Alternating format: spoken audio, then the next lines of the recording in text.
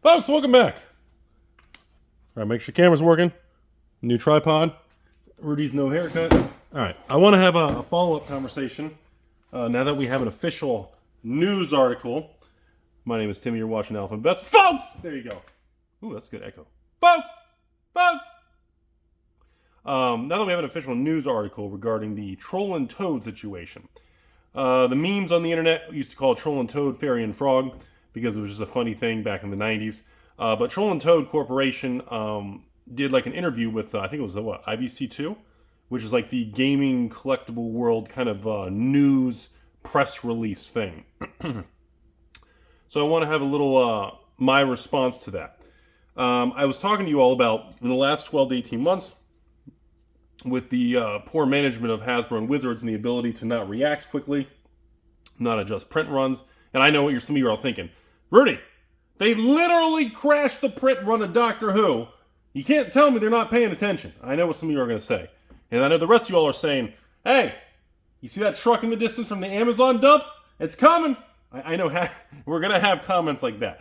But anyway, so it's on the back of one of the original largest CCG card stores, online stores, one of the originals in the Magic the Gathering space. After 30 years, they straight up said, due to the actions of Hasbro and Magic the Gathering at Wizards of the Coast, they are backing away from vintage Magic, reserve list, sealed product, new releases. They are walking away after 30 years of all Magic the Gathering products. They have no confidence that there's no real way to make money in it. And unfortunately, if you don't sell the products, the company is dumping them on Amazon, causing everything to just collapse. And these large companies, and I've been talking to you all about this for about a year, and I've been saying we are going to have some big boys back away. Either companies just stop selling it, some companies are going to fail, lay off. There's going to be a shakeup. Now, I didn't expect it to be Troll and Toad. Now, again, Troll and Toad's not going out of business. I'm not here to bash Troll and Toad, saying, well, I know some of you are going to say, Rudy, have you ever bought from Troll and Toad? Do you know what the experience was? I know some of you are all going, I don't have a lot of knowledge of the company. This isn't a video to bash and say, yay for them or F them. I don't have enough knowledge about them. I know they changed managers a million times. I know ownership has recently changed of Troll and Toad. Besides that, I have no internal inside information on that company or people who work there, so I'm not going to comment on the actual company itself.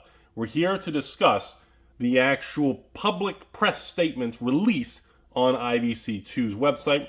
You can Google IVC2 Troll and Toad article and it'll come right up on Google.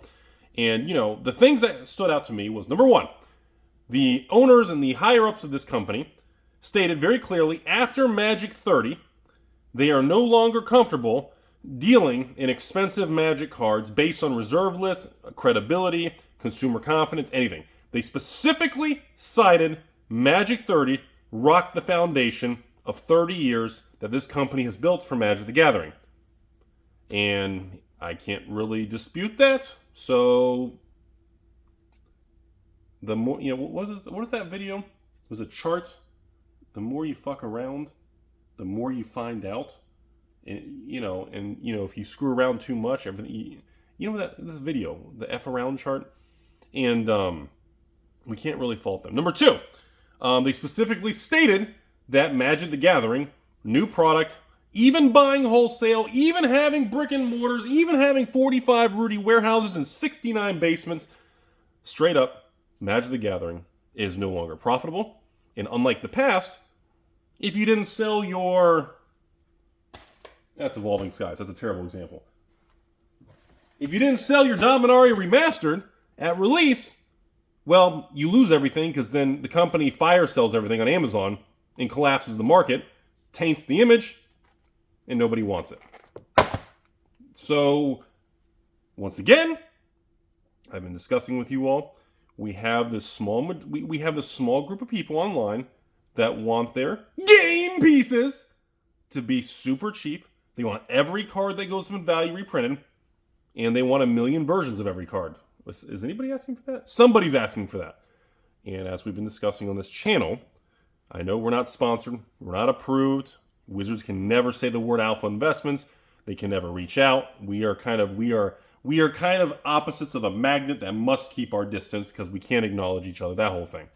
But I can tell you for a fact, once again, these are the side effects of cheap game pieces in destroying the definition of a CCG, which is collectible card game. If you take off the word collectible and you remove the chase of cards and financial aspect, I don't care what anyone says, you start to see side effects and collateral damage.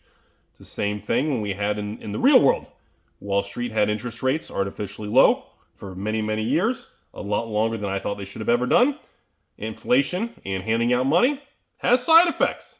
And unfortunately, historically, those side effects cause, well, more inflation, and the hard-working people who have limited resources tend to be the one who pay back that free stimulus check 5 to 10 times over, and they don't have assets to help hedge that inflation and get additional interest in high interest rate environments.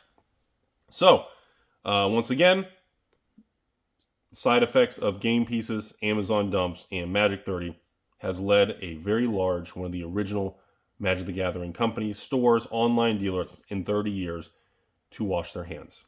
And no matter how you feel about the company, I think this is a very special moment to at least acknowledge that the more you fuck around with the market, the more you find out that there's collateral damage.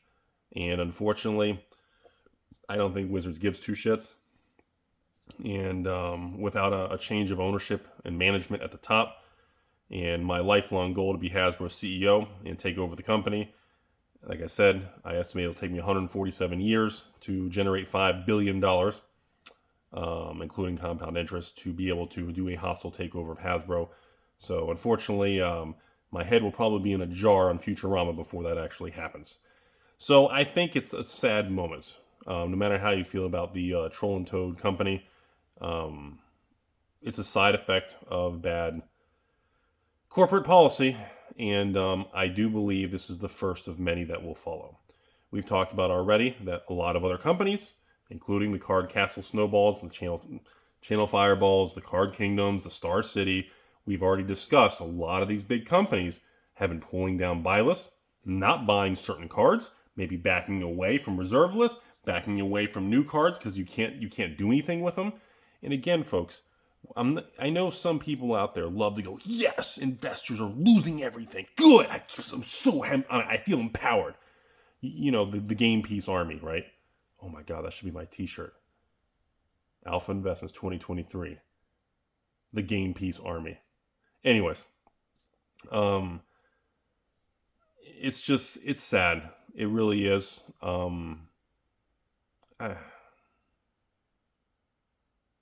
don't know. I think I'm just going to let it be. Check out the article. It's interesting. Penis. Have a good day.